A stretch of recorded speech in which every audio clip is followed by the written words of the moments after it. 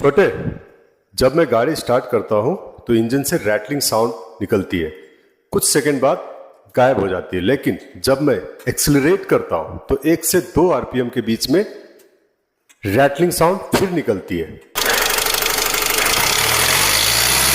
गाड़ी में क्या प्रॉब्लम हो सकता है? उस्ताद, इसका टाइमिंग चेन बदलना पड़ेगा।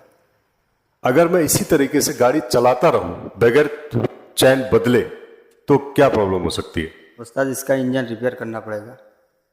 सही है। गाड़ी का जब टाइमिंग चेन खराब होता है तो उसका जो सबसे अर्ली साइन होता है वो जब गाड़ी स्टार्ट करेंगे तो कुछ सेकंड तक गाड़ी के इंजन से रैटलिंग साउंड निकलेगा। टाइमिंग चेन बदलने के लिए क्या क्या पार्ट्स की जरूरत पड़ती है आप इस वीडियो को पॉज करके देख सकते हैं।